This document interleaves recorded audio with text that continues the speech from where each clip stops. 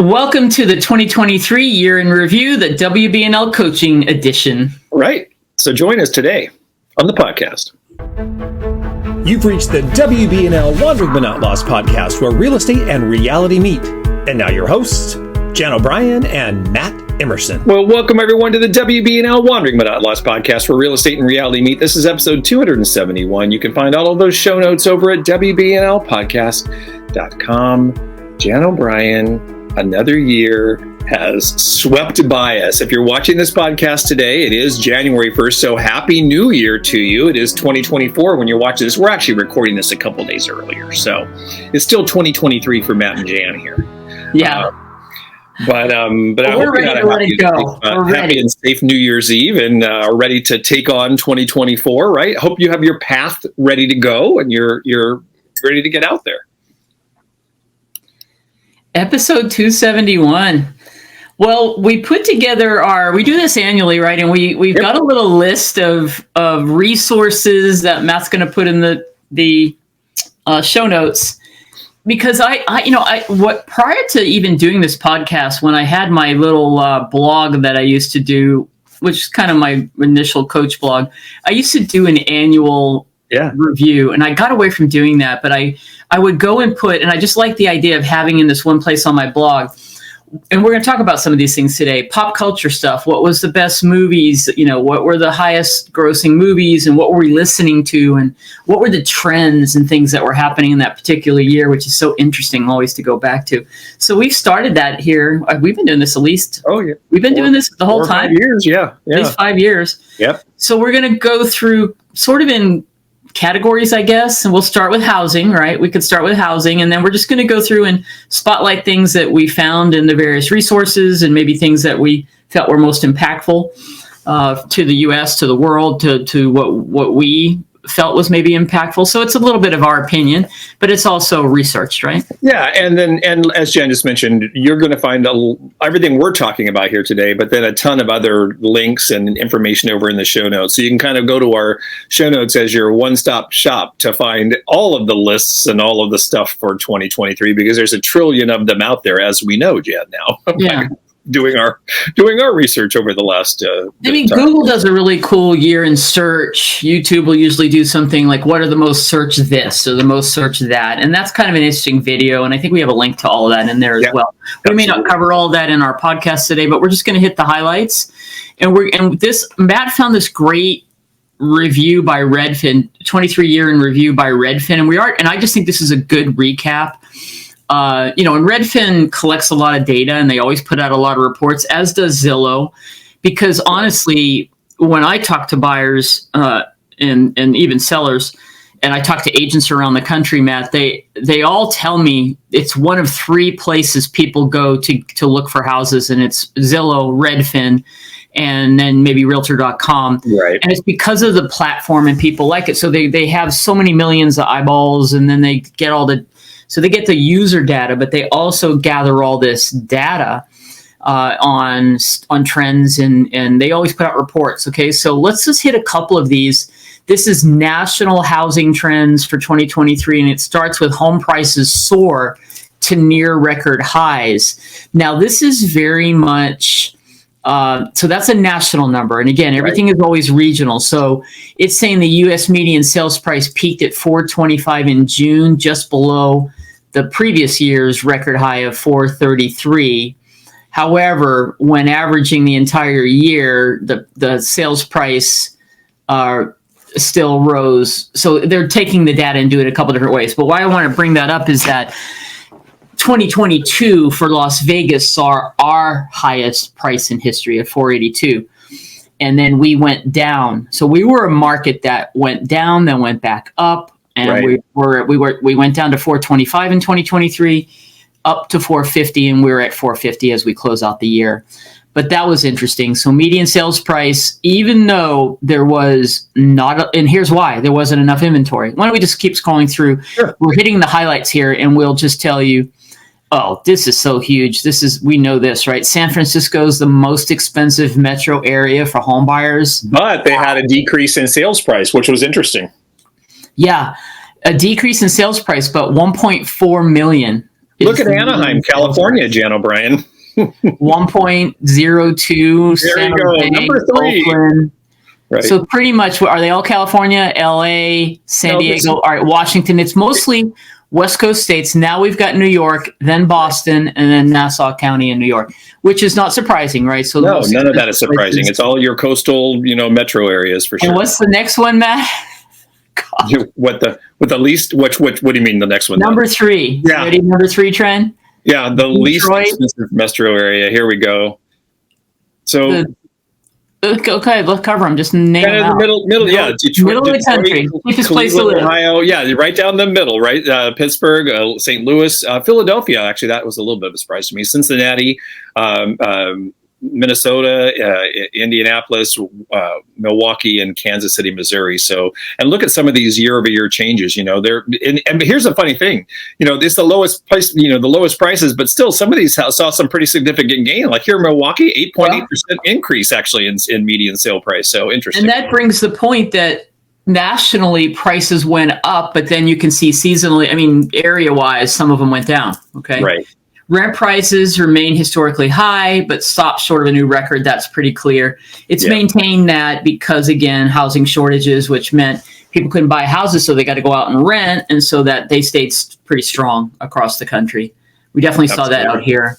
And sure, definitely here in California as well. Number 5, it says inflation remains stubbornly high before finally falling. We're going to talk a little bit more about that, but that definitely impacted the housing market because then it impacted interest rates, which kept people from putting their homes on the market. So we definitely saw that. Yeah, this is interesting. Mortgage rates ballooned up to 8% for just a few days or a week. Right. And first time in 20 years. And then they've come down since then. We're right around 6.5 for a conventional as we record this. But that is the main reason. Inflation, which led to the interest rate staying high, is what kept most people off the sidelines and less sales that we've had in 2023. Yeah, look at that number. Look at that graph. Yeah, that there's great mortgage rates. We recommend go track the rates on Mortgage News Daily, and you can get all that information. I went there yesterday. I'm sure you did too, Jan. Like you go there every day. But I was like, well, I'm looking forward to seeing their kind of year end. But it's too early for that. They'll have their stats out after they can really do a full analysis of 2023. Okay, this next one's interesting. Where did home buyers relocate? They favored the sun and affordability. Well, we kind of knew this. 26% of home buyers look to move to different metro areas. And I'm going to tell you, this has a lot to do with post-COVID. One of the things that really happened that changed the jobs and the economy is remote workers. So that's right. Absolutely. I swear, 60 to 70% of the people that we worked with last year that were coming from out of state, and we just talked to 2 yesterday, and they're both remote workers that are moving here next year. So those people, that falls right into this stat, they're looking for affordability. Well, a lot of people say Vegas is not affordable, but tax benefits, there's no state income tax. So places like Florida, Texas, here in Nevada, Tennessee, probably are on the top of that list. And what is on the top of that? Here, let's look at the list, because I was actually surprised by it a little bit. I mean, all the places you mentioned, certainly Nevada's in there, Miami, Florida, right? Orlando, Florida, Phoenix, Arizona, but Sacramento, California, that one stood out to me like a sore thumb. I was like, well, that's a very fascinating thing, right? Yeah.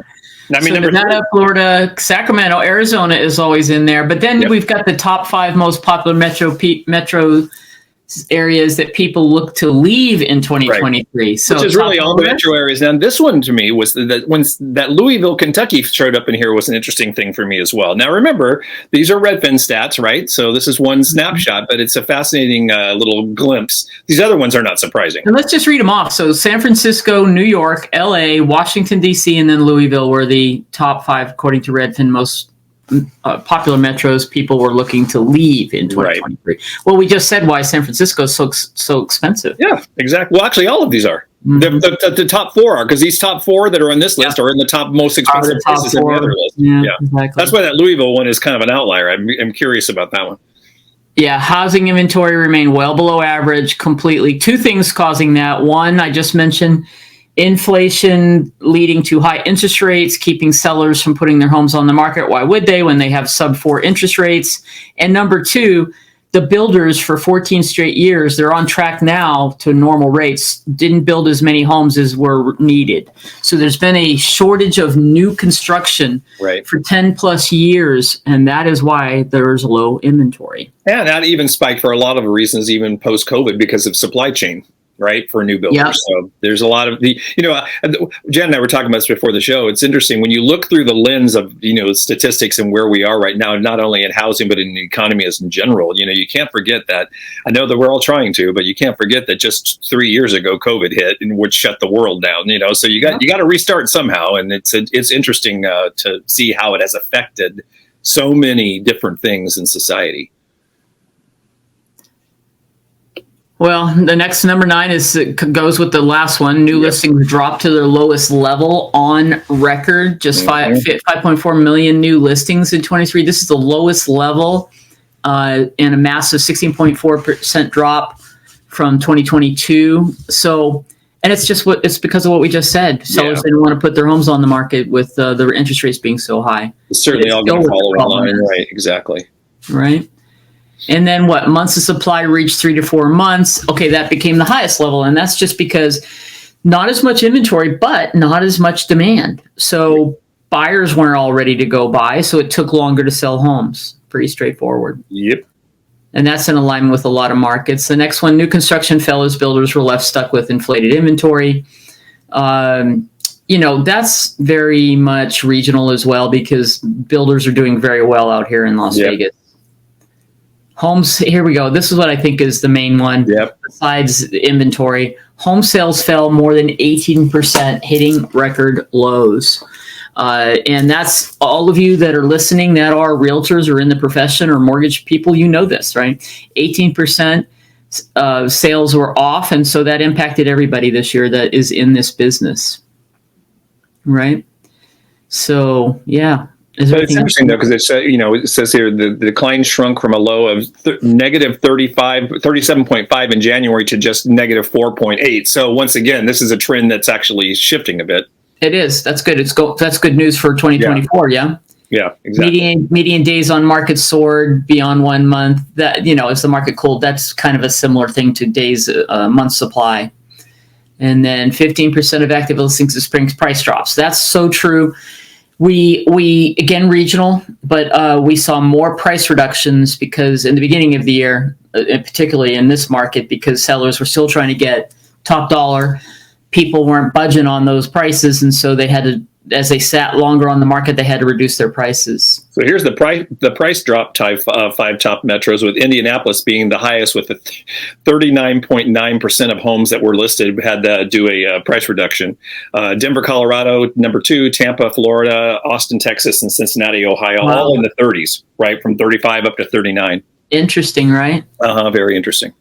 And then this is real interesting. Nearly 33% of homes nationally were purchased with cash in 2023. And that's a little higher than what it was in Vegas, which is around 28%. And there's a list for the top metro areas here, too, which I thought was also interesting. Cleveland, Ohio, 51.9%. So half the homes in Cleveland were purchased with all cash. Very fascinating to me. West Palm Beach, Jacksonville, Florida, Cincinnati, Ohio, and Miami, Florida, all 42% and above. Now, my take on that, especially Florida, it's in the Ohio, those 2 places in Ohio, a lot of investors purchasing property, a lot of, this is the sad part, a lot of the hedge funds and so forth that are buying up property for rentals.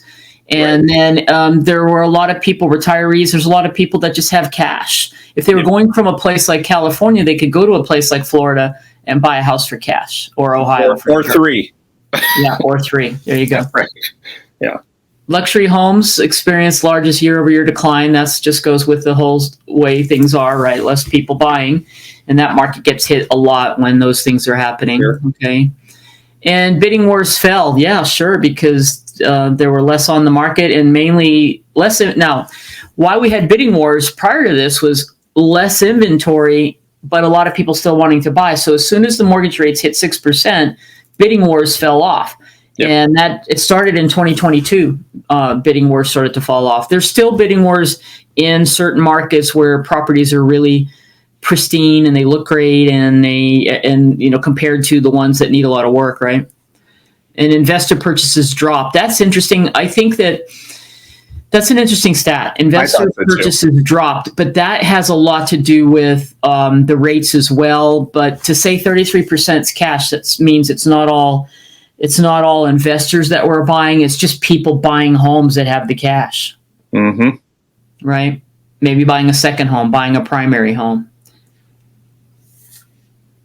So good stuff. Yeah. So that is a great link that'll be in the show notes if you want to reference just what were the trends. And then, I recommend doing something like that. I think I might use that as my year end in January, when I get the numbers for December and I recap the year.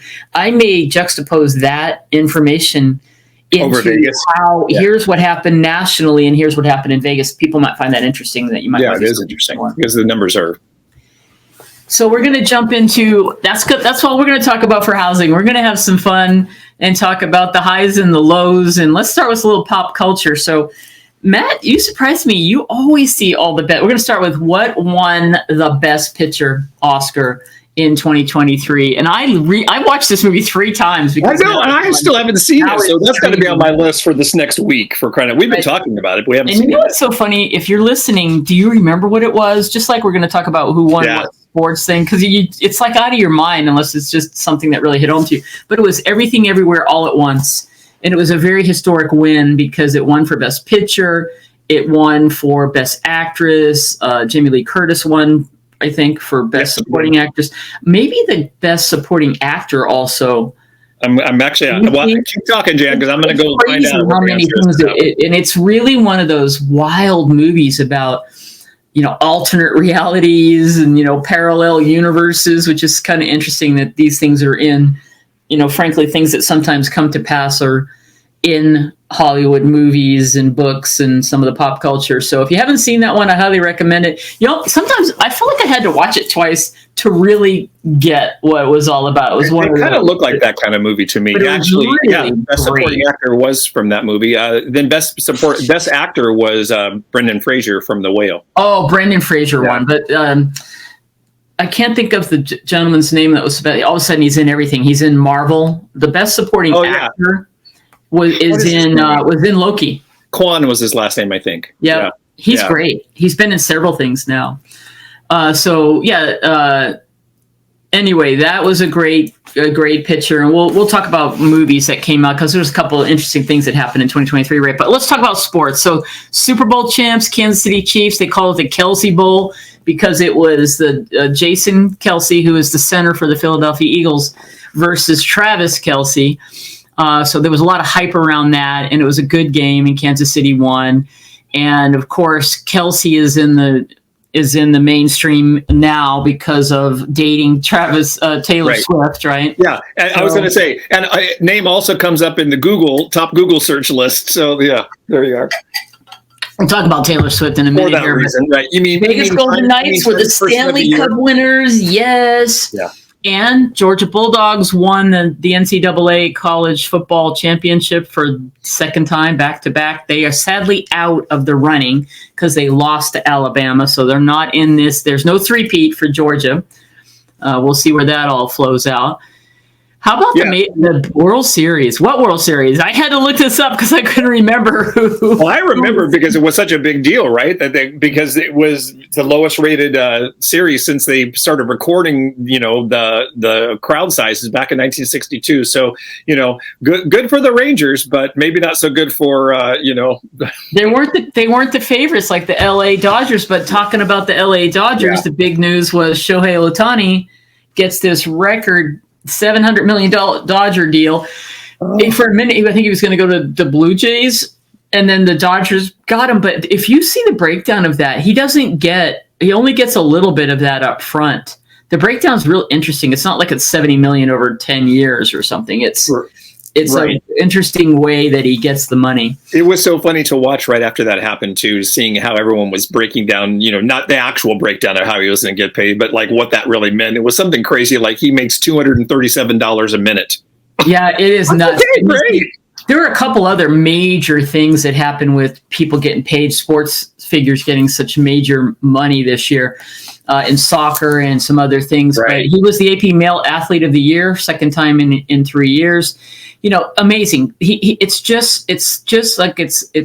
such an interesting story because I don't know when the last time there was somebody who could pitch and then also hit home runs. Here's the deal. If you have never seen him play, it is a wonderful experience. I'm not the biggest sports fan, as anyone watches the show knows, but boy, I'll tell you what, because he was playing for the Angels, and we would go see Angels games because it's local for us, and oh my God, it was magic to watch that guy play baseball. So we're going to miss him in Anaheim, believe me. Although he's not too far away, he's only 45 miles away now. So. And the Dodgers play the Angels, right? Okay. But I don't believe he's going to be pitching. He's going to have to handle that. We'll see what happens. But another baseball news that came in 2023, which also hits near and dear to my baseball fanage, is the Oakland Athletics leaving Oakland. Thank you very much. Going to some weird place. I don't know. Someplace. Why would you go there? Entertainment capital of the world. So let's just continue, because what I think Vegas could do for the very lowly A's, who are just not looking good in there, and I feel like ownership doesn't want them to look so good. They want the fans not to come out there to Oakland so that they could boost their whole move, right? Yeah. So because not only do we have the Vegas Golden Knights just in their 7th season becoming the Stanley Cup, we had the Las Vegas Aces, which is the WNBA, the women's basketball team, 2 years in a row are the champs. F1 in Las Vegas for the first time, which the locals hated, but it was a huge boost for the Las Vegas economy. It kind of really made things crazy for visitors. And, unless you were a big fan of the F1 race, it was 1.2 billion is what the race officials are saying. We'll see, but it definitely made a lot of money for the city, and it's coming back. It's like a 10-year deal. Yep. And we've got the A's coming, and they've already, I think, got the approval to build. They're going to tear down. I was going to ask if they broke ground on that yet. I don't think so, but they've got approval from the city. I think the Tropicana is going to be torn down, and that's right in the middle of freaking the Strip. They're going to put this stadium. I think it's awesome. I don't know how that's going to work. If the concept art for that is anything like what the actual stadium looks like when it's built, it's going to be it's going to be an incredible stadium. Which come on, hey, like I said, I grew up in the Bay Area. My dad and I used to go to A's games all the time. We had season tickets every year, and when I was 9 years old, I was going to that run, that 73 through 75 run for the A's, and it was the most exciting thing in the world for a kid my age, especially. But the Coliseum hasn't changed much since then. Right. So it's kind of time for them to, My hope is that the baseball team, brings affordable tickets. I mean, usually baseball is the most affordable thing to go see. Right. I don't think the stadium will be as big, and that's part of it. Like the Allegiant Stadium is not the biggest stadium for the Raiders. So the Raiders are not doing horrible. They're in the hunt for potentially a wild card if they can win the last couple of games, which is crazy. And it's just really because of that conference that they're in, or that division that they're in. And so the NBA was the Denver Nuggets versus the Golden State Warriors, which that's the last thing that's going to happen here is something's coming. That'll be the last sport. There's already talks of either an expansion team in the future coming to Las Vegas as well. So that's like our recap of sports. Thanks for indulging me on that. Really. Yeah. What else happened? So one of the big stories in 23 was Elon Musk buys Twitter. It was such a debacle, right? I mean, in my mind, it's like the way they handle the employees. Then all of a sudden they're going to rebrand it to this X. I don't know who calls it X. To me, it's always Twitter. The bird goes away. The X goes up. What is X? Right? It just seems like he's coming from let's all be free speech. But to me, it just got I don't like it. I feel like there's more hate speech on that platform now. Well, and so many. I mean, they're in huge trouble right now because of all what's advertisers. The advertisers have pulled right. The crazy stuff he said, right? Yeah. So we'll see what happens. That has just become to me I used to go to that for news and follow people, just quick news headlines, but I barely go to Twitter anymore. I don't either. But what's interesting is I've actually, I watched and read a lot of journalists, and they were very upset with the whole changeover, because a lot of the journalists were using it for actual, communication and for, the way that they actually, get their news out. So interesting to see. Elon Musk did not have a great year last year. It was not a great year for Elon. Here at the end of the year, 2 million of his cars were recalled. Yeah. So that's not a good thing either. And the SpaceX, I think that, they got some rockets launched, but there were some delays with that. There was some interesting thing in the space race there. What was on the other side, Blue Horizon? Is it Blue Horizon? What is Bezos' name of his Blue whatever? I don't remember. They took the first, civilians into space. The paid, go up to the top and... Yeah, Captain Kirk. And then turn around and come down, right? For however many millions of dollars that cost. And then, of course, the big story was advances in AI. We got caught up in that. We did a whole... In fact, one of our most popular YouTube watches and podcast episodes was our thing on how to embrace AI in real estate, if you missed that. We have some great tips about that, but we're certainly not going to stop that campaign in 2024, because it's here, and we're going to make sure that we're keeping everybody that's listening to us anyway up to speed on how you can use it to improve your business and whatever. So and it just really is fast. Everything's fast.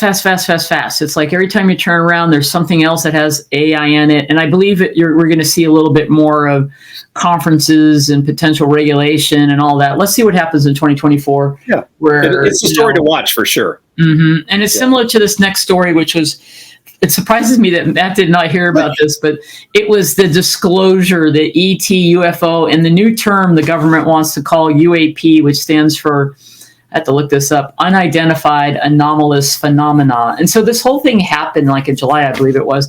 There was this whistleblower. There were a couple people that worked in the government that testified before Congress and answered questions and talked about, yes, the government has, and probably other governments have, some of these vehicles and all this information. They couldn't get into too many details.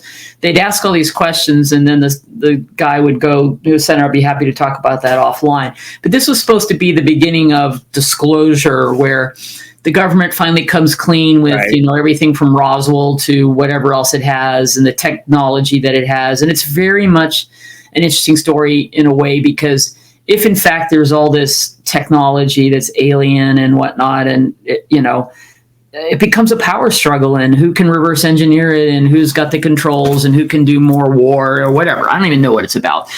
But honestly, I don't think we're going to see much of it. I just read that there's a UFO disclosure bill. There was supposedly a bill that went before that was after this was going to be, let's have transparency in government and let the government disclose and release the files to the public domain, much like many other things that finally get disclosed. Right. With everything that, you can look up now and get information on that's like 50, 100 years old. But now it passes and it's been watered down. And in a nutshell, it was put into the annual defense policy bill and this UFO disclosure bill, as the media is terming it, is really been dumbed down to say that the executive branch, right? So the president has up to 25 years within a records creation to make it public. So, okay, they don't have to really do it then. And then the president can determine, this is the catch-all, that any records must remain classified for national security. They can determine if it's going to be just we can't release it because it's a threat to national security. So there you go. Good luck with that. If you're a UFO enthusiast or really want to know what's the real truth out there, like it made me think of course, the show, where the show that was always on Mulder. Oh, yeah. X-Files. X-Files. Sorry. Yeah. We're not alone. The truth is out there. Yeah, the truth is out there. We're just not going to probably know about it in our lifetime. Well, another truth that's out there that people either will know that it's out there or will deny is that the climate has changed, and there are more natural disasters happening all the time in the world. And we're not going to go through everything on the list here, but you go over to the show notes, you'll have all that in there. But there were, 25 confirmed weather and climate disaster events that happened that all exceeded over $1 billion each, to to take. I think of this list, the one that I think was probably the most devastating and heart. It just all of them are heart wrenching when you see pictures and and see the destruction. But that fire event in Lahaina in Maui was unbelievable. How that just swept through, and then the whole entire town is just gone. Right? Yeah, crazy. But if you just look back, most recently, there were really bad tornadoes. There were flooding events. There was that Hillary, which was the first time a tropical, what are they calling it, a cyclone right. Really came in and caused damage in the Southern California region, right? It's interesting, speaking of not... Or was it Baja that it hit? Yeah, mostly Baja, but it's there's all when you live along the coast, there's always coastal flooding. I mean, that's just one of those things. There's high tides, and some tides are higher. My wife and I were down in Newport Beach this summer, and they have king tides, when the moon is full, which it was last night, by the way. They were supposed to have high tides down there last night. And if you look, last full moon of the year. Yeah. And I'm telling you, the surf was roaring yesterday, and it's supposed to go through the weekend. But during the summer, and we had never experienced this before. And like I said, it happens on occasion, but it's happening with more frequency now. We were sailing with a friend, and we got off the boat and we were going to our car, and we got out into the streets of the Newport Peninsula, and it was just completely flooded. I mean, the whole entire island or this peninsula was completely, or parts of it anyway, were completely underwater, and it was unreal. We were like, what the hell? Because we had no experience with this. We're like, what? But it's happened a couple times since then, just since the summer. And like I said, it's not like this has never happened before, but the frequency of it happening is more and more. So that makes sense. I saw a video yesterday that showed this coastal surf that was just coming over the top of a pier. Exactly. I think it was the in Manhattan Beach. It was crazy. And Matt, I think you're going to put this up, but there's a really cool map that we got from one of the weather authorities on the National Weather something or another that really has it's an infographic showing where all the main events were that were billion-dollar weather and climate disasters. And worldwide, my gosh, there were earthquakes in Morocco, almost 3,000 people killed, Afghanistan, 1480. And then what about the earthquakes that were in Turkey and Syria in February? Plus, you know what we didn't put on here? The Canadian wildfires. Sure, absolutely. I mean, the list really... big news, remember, was just crazy. So quite a bit happening there, continuing to happen as, the earth rebels a bit, I guess. Yeah, I think how we're not taking care of it. And then, so let's hit a couple key points on the economy. We're going to put these notes in here for you. So there really was, we had economic growth in 2023. Right? Yep. We got inflation started to get under control, and Matt has got this great graph. Now, we all had to deal with the pain of that inflation and high prices. I mean, gas prices have come down considerably. Oh my gosh, crazy! I can't believe how much. I mean, I was like $3 and something the other day. I'm like, wow, when did the gas prices come down? Right? Yeah. And grocery prices. I feel like there's still a lot of retailers that are continuing to be able to keep prices high because people are willing to pay for them, which I think is an interesting story. But let's face it, there's a graph here that shows the height, back in 2022 is where we, like 9.1. Yeah, June of 2022. May and June, 8.6, 9.1 inflation. That's when the Fed really started to step in because that's when mortgage interest rates went to over 6. So from that point, you can follow this graph, and it stayed high, right?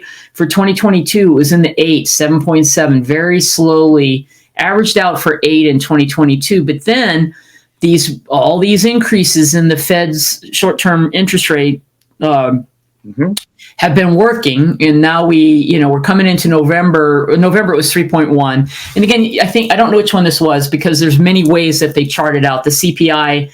Yep.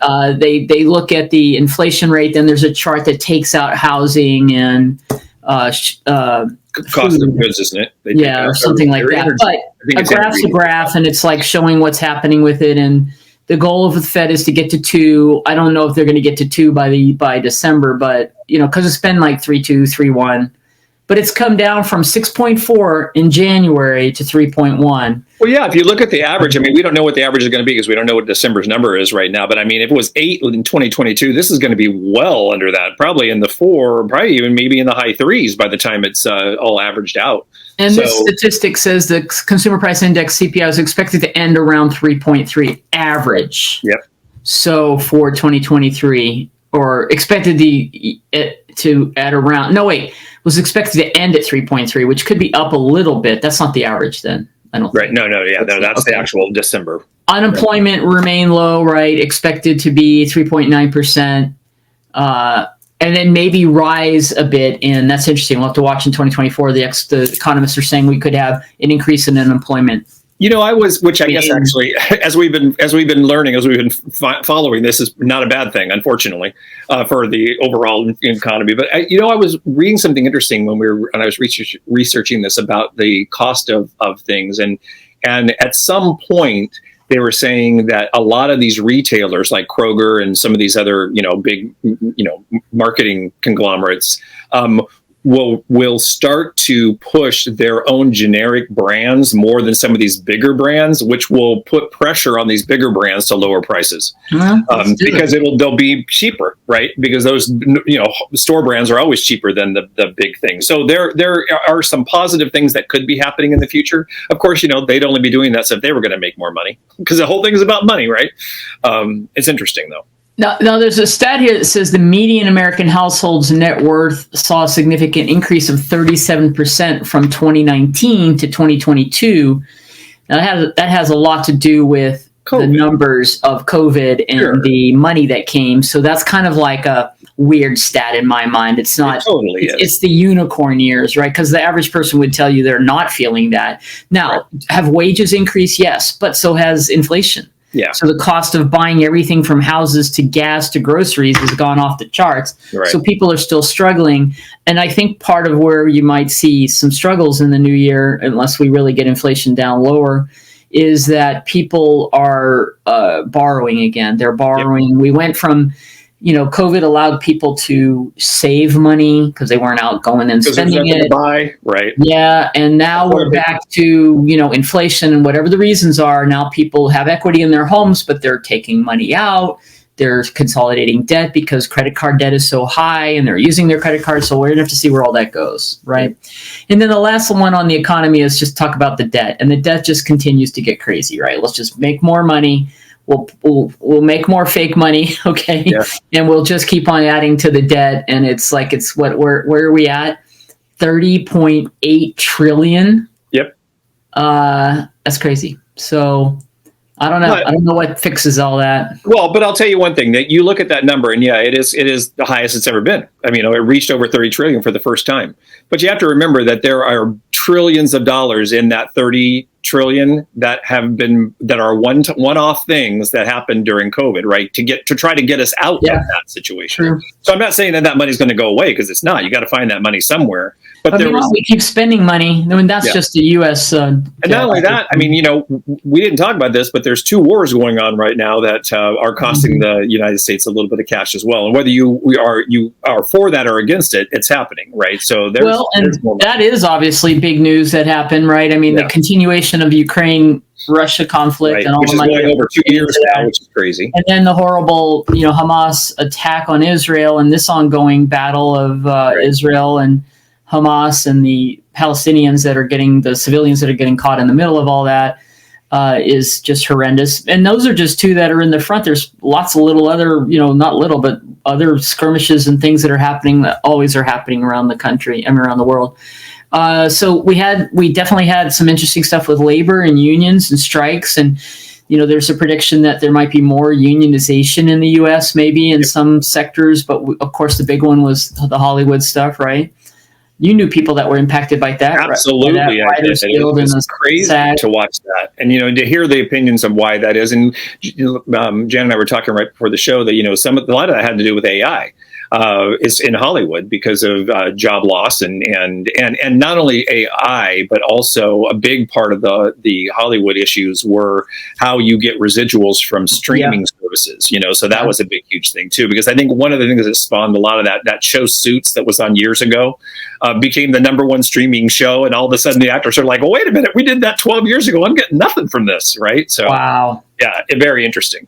And I never really looked into, like, did they get a settlement that was favorable? Yeah, but honestly, I don't know. The last I heard, because I have a friend that's in that does post-production, and he said that they voted obviously to go back, but I don't know what the final draft of that actual agreement was. So I need to get my hands on that, because I'm really curious, because how do you solve that problem? Just, and like, okay, this is the fix. Well, if there was an easy fix like that, it would already been fixed. So we'll see. I have to go really just research on that.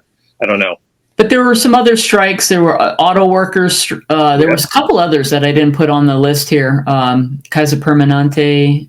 Yeah, and it said, between January 1st and November 30th, there were 393 strikes in the United States involving more than 500 workers. So, I mean, it was a big year for the worker to stand up, which I think, very fair when you saw the over years and years and years now, watching the CEO and board, members' salaries, and their golden parachutes go crazily off the deep end, right?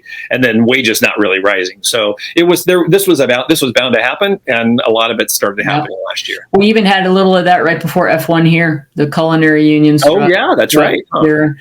Another big thing that got the news attention, which is such an interesting, because there was some controversy with people saying, like, why are we going nonstop talking about this Titanic submarine that, of all these billionaires that get into this little, it's just really an interesting story, right? It's sad, obviously, what happened, but, and then everything comes out about how really unfit that sub was to go down that far. And, whatever, the guy might have been a little bit overly confident of his abilities, but, tour submarine goes down, gets lost. And then it takes a week for us to figure out what happened. Yeah, it was a long time. But and so it's super sad that happens. But the whole point I just wanted to make is that is what catches the attention in our world today. Yep. We're going to talk about that nonstop on all the media channels for the most part, and social media. And then all these other things that are happening don't get any kind of coverage. But we're going to talk about how 5 or 6 people go do something crazy, make a choice to go down and do something, which is kind of cool. Go look at the Titanic.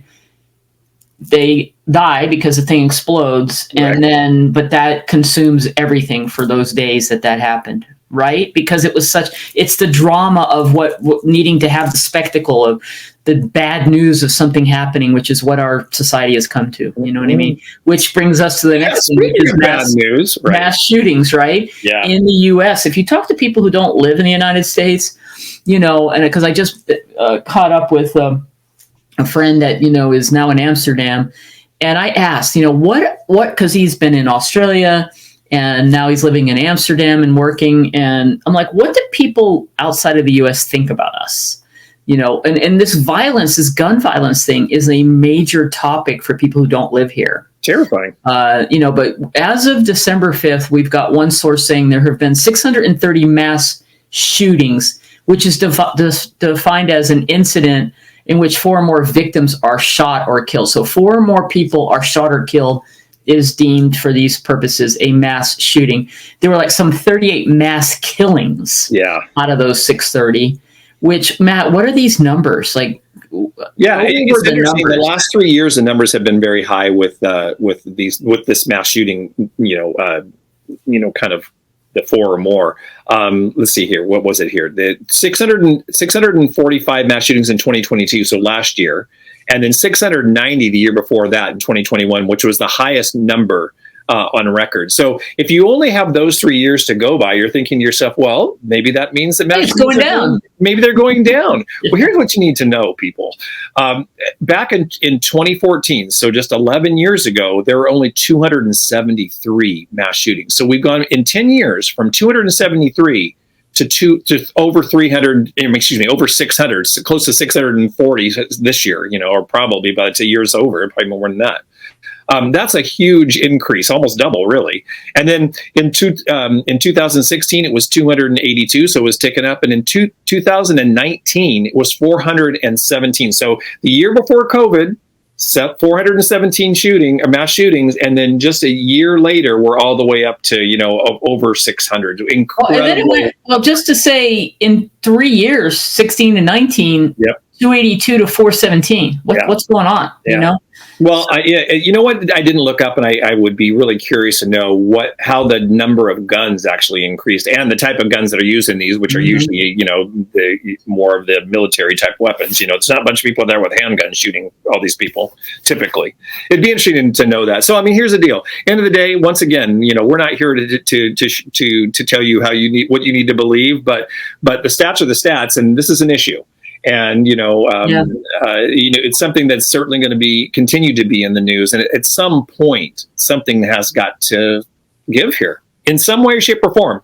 Whether it be on the mental health side, the gun side, or both. Yeah, right? Something has got. Let's just face it; it's a major U.S. problem. It's not this is not a similar issue in other parts of the world and in other countries. And it's certainly something that make people think whether or not they should come here to visit us. Okay? Sure. Yeah, exactly. Along with other issues that we're dealing with. That is so right, Jan O'Brien. You hit that one there in the head. But there it is. Then we had King Charles, the guy that waited for a long, long time to be king. That whole coronation, if you're into the whole royal, if you're a royal watcher, that was the big deal. And then, of course, on the other side of that, you got the Meghan and Harry story, and then he comes out with a book, and so there's all that drama if you're into that sort of thing. But the most important thing out of that, if you want my 2 cents on the whole thing, because I haven't really ever been a royal watcher, but I do watch The Crown, and the last season is now available. So there you go. See, it's part of our culture. We even though we rebelled against all that in the American Revolution to start this country, we still love our British royalty for the most part. That people do. That's right. And then 2023 was the year of Power Women. Honestly, doing these concert stadium tours. The biggest, of course, being Taylor Swift, Eras Tour. She set a record $1 billion projected in 2023, and she is on a break right now, and is going to go back. She was in South America, and she's going to Europe, and then she's got dates again in the U.S. in 2024. That tour is expected to make $2 billion. Beyonce did the Renaissance tour, 570 million in 2023, and she's still on tour. Pink is another power woman, artist that's out there doing stadium tours, and people were there for it. And both Taylor and Beyonce did a movie. They released a movie to the theaters. Yeah. That, of course, Taylor Swift has so many crazy, awesome fans, the Swifties. Well, people were going. She's also the Time Person of the Year. Yeah, she's Time Person of the Year. Yeah. And I love her. And I saw her years ago in LA for her Red tour, her Red album, and that's what the Eras tour was like. Her last 10 albums, I guess. And she's doing it. It's a really brilliant show, and I watched the movie of it. I watched it live stream when she was here. It's just an amazing show. She was amazing 10 years ago, let alone what this is. But what I like about is what she does. She gave back a lot of money to her people. They all got, all her truck drivers, they got huge bonuses. She shared in the wealth. She did things for the cities when she was there, giving money and donating, and she brought the economy in every city that she visited. There was such a boost to those economies because of just people going out and coming and spending and just. I'll put a few of those links in the show notes, because you're right, Jan. What she did to the local economies and how she gave back to the local communities, amazing stories. Amazing. Yeah. So there you go. People wanted to do it and to fill a stadium up. I would, but she had to have such a big production. Beyonce the same, so that you can actually experience a good thing in a stadium. It's there. But there's been stadium tours for years. Sure. The Rolling Stones, U2, but this was the year of Power Women doing stadium tours. To be honest. Speaking of Power Women. Right. Power Women. How about it? I did see both these movies. Did you see both these movies in the theater? What happened this summer when what was on everyone's lips? Barbenheimer was on everybody's lips this summer. It was great. They get released the same time. 2 completely different genres. Could not be different movies. Right. Could not be 2 different movies ever made. Right. But both, I thought, And Great. we kind of were, we were kind of resisting the whole Barbie thing, but I gotta tell you, when I saw it, I loved it. Because if you just take it at face value, you're like, what? I'm not going to go see this kid Barbie movie. And then it's completely, a whole lesson in the patriarchy and, the power of women and the divine feminine, if you will, but in a fun sort of way. And it was very colorful. And then, of course, the other side of that Oppenheimer movie, for as long as it was edge of the seat for me because of the storytelling. But I tell you, I think it had a lot to do with the freaking soundtrack. Oh, it was a beautiful movie. It was just, I kept on wanting to know what's going to happen, and I did not get bored in a 3-hour movie. The transitions in that movie and just the sound and the visual effects were incredible. It was great. Yeah, Barbie grossed $1.44 billion at the box office, and Oppenheimer 900, almost to that $1 billion mark. So great. But here's the deal. So Barbenheimer was the big duo that came out, but the number 2 movie was quite different than both of those. It was Super Mario Brothers. Oh my God, who even knew that? Yeah, I did not see that. $1.3 billion. Super Mario Brothers. Right, coming into your, they've been around for 35 years? Mario Brothers, long time. Mario and Luigi. And then Guardians of the Galaxy, that was a good one. So you got the Disney in there. That's that Fast and Furious stuff. I've never seen any of those. I haven't seen any of them either. But this is the frickin' 10th one. So talk about a franchise. It's a franchise. It's a Spider-Man. Turns out Spider-Man was big news, and it's like it showed up in the searches. It's like the favorite action hero search this year. And this was animated, right? Wasn't Across the Spider-Verse an animated film? Yeah, I think that was an animated. A Full River Red, The Wandering Earth. I don't know those. Do you know those? No, I don't. The Little Mermaid. That had some interesting controversy. People didn't like that whole changing of the story of the little, but again, it was empowering. The empowerment of the actress came out and talked about wanting to not be like it's save me, I'm the princess kind of thing and take her power back. But it ended up doing big for Disney. Disney Plus, it bombed. Disney Plus, but the box office, it's still number 9, but it did huge on streaming, right? Yeah. Well, 500. It's so funny that $570 million is a bomb now. Right. Yeah, but that's the number 10 gross. Yeah. Number 9 gross, but then it did even better on streaming, and so that was that. Music wise, to me, it was all that there was some other kind of good music that came up other than frankly Taylor Swift and Beyonce, kind of just controlled everything. They did, absolutely. Yeah. And then.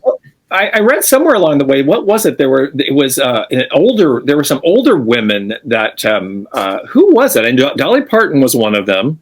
There were 3 women who were doing stadium shows. I think they were all halftime shows at the same time. It was remarkable. It was like, wow, and they're still pulling their audience. And that's horrible that I brought something up. I can't even tell you what it is. No, I know what you're talking about. What just happened? Dolly Parton did something at a recent event, and she's amazing. Actually, I love her. She is. She does a lot of great humanitarian kind of things, and she does a lot. As an aside, I have a Dolly Parton story to tell you. When I was a kid, I was probably 11 or 12 years old, and we were at the Grand Ole Opry, and there was a woman that came on stage, unknown woman, Dolly Parton. And she sang there. Wow. I saw her when she wasn't even Dolly Parton yet. Wow. It was the most awesome thing. Crazy. Of course, we would talk about streaming and television, but there was an actor strike for more than half the year. So that really put a big wrench into the whole, new streaming shows that were out. And a lot of seasons, right? A lot of seasons got pushed back. Like, if you're a Stranger Things person, a lot of them. But as that one's coming into mind, because I know the 5th season of Stranger Things is coming out not until March of this year because of the strike. So many of them got pushed back because there wasn't anything. And television scrambled this fall. It's like all of a sudden, let's put out as many reality shows as possible so we can fill our air with non-scripted shows. But during the strike too, it just got people more to streaming. And watching old series and, some of the most popular things were things like Friends, which brings us to some of the, famous folks that passed on in 2023. And obviously the most recent one was Matthew Perry, but we have a list of a few up here, but, Sandra Day O'Connor, Henry Kissinger, Rosalind Carter, which I just kind of in the political side or the government side, kind of interesting. And Jimmy Carter, I always thought he would go first, and they were two peas in a pod for so long. I mean, Jimmy Carter has been in hospice longer than she was. So. Well, right. At her funeral, he was in his hospice bed. They brought it to the actual memorial. Did you see any of that? Yes, and it's he's just very, very frail. He does not even know how he's hanging on. Who's some of the other notables that passed? Tony Bennett. Yeah, that's right. Right, exactly. Tina Turner, crazy. Dianne Feinstein, back to politics for a little bit. And then, of course, I think one of the sad moments for the parrot heads that never thought it was going to happen, Jimmy Buffett. Yeah, I forgot about Jimmy Buffett, Norman Lear, David Crosby, Stills, and Nash. Absolutely. And then, of course, in television, Norman Lear, who in the 70s especially, ran television, right, with, the All in the Family and so many other shows on TV. So it was sad to see that. And this is just a very short. There were a lot of people passed. So of course we'll put a link to the in the show notes to that list as well. But it's just wild when you always think that the people come in threes, but they seem to come in a lot more than threes in 2023. Yeah, I don't know. You never know. There's always just something there. So. Well, that's pretty much what our take on the year of 2023. What do you think the theme of 2023 was? I feel like there was a lot of disruption. There was. Whether it was climate, politics, I think there's still, when you talk about the United States and there is so much, divisive chatter and talk and I think that, and we talked a little bit about this last week, just that I think people are a little bit more on edge and a little angrier than they have been in a while. And I hope that 2024 gives us a chance to maybe hopefully do a little bit more of a reset, right? And kind of get back into some, a little more normalcy. We'll see what happens. Can we be kinder toward each other and find some more things that are in common versus our differences? Well, we certainly won't do that till after November, but maybe after November we 2024. So we're going to leave a kind of a year of disruption and divisiveness to we'll have to see what happens. I think frankly, I feel like it's going to continue for a little while. Yeah, it has to. This is too much has gone on for it to just change overnight. But I think I'm optimistic. I'm always on the Pollyanna side of things, and I think things will come around, in time. I do as well. I just don't know how long it's going to take, because unfortunately, politics has turned into such a negative stories win the day, and nobody's going to come from a positive place when you see these ads and all of this. And it seems to me like we're never out of a political cycle. I feel like we've been in this whole presidential race thing for years. And I tune it out because it's like, what the heck, man?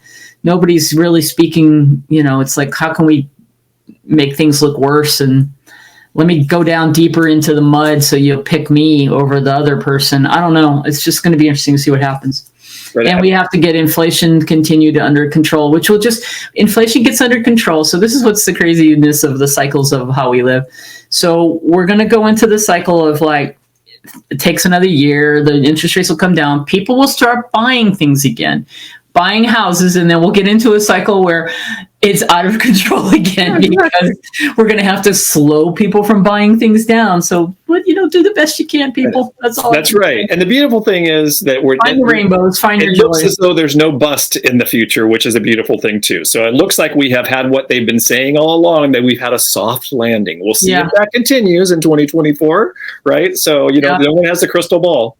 But it doesn't sell newspapers, not even newspapers. It doesn't get people to click on the articles or go there. So you got to keep on talking about the sky is falling and we're going to go into a recession and the housing market's going to crash. I feel like I've been hearing that for 3 straight years. There ain't no crash, folks. All right, everyone. We like we said, we have all of the information and a ton of links over at the show notes. So go over to WBNL Coaching or WBNLpodcast.com and click on episode 271, and all that information will be there for you. We've got great things coming up for us as well in 2024, so we're looking forward to that. We're going to be revamping our Align, Connect, Prosper course, put some more meat in that, because we think right now, more than anything else, to talk to the point that we were just making, that, put a little bit more, get yourself a little more aligned, give yourself a little more joy, and maybe you will bring a little more joy out there to the world. So we're going to be realigning that course for in 2024, and just some good stuff happening in the podcast too. We're going to continue our Ask 5 series, so a lot of great guests coming up over the next 12 months. And well, I don't know, just it's gonna be our year, Jan O'Brien. We are going to focus. It's always our year, right? We do want to focus on that because I really do have come to realize in this past, I've known for quite a while, but I've lived it better this year. Well, all we can control is us and what we do for ourselves, how we can be our own best selves and walk around being the example of what you would like things to be, as opposed to being in a space where you're part of the divisiveness, right? And so that's the approach I want to take. And, and we can only decide how we're going to react to whatever it is we intake. So I've changed what I bring in, from the way I eat to, drinking more water, to what media I consume, so I can be focused and take care of what my goal is for my mission, which is to impact people, whether it's in coaching, helping people buy or sell a home. And that's where I want to be, right? Yeah. So hopefully that's where you want to be. And that's how you can find where you can go through another maybe chaotic year in our housing and real estate market, but find a way to make a difference and to make a good living. That's right. So at the end of the day, people, just, live the life you've dreamed. Be happy, be kind to people, and be forever wandering, but not lost. See you next year. Yeah. Woo!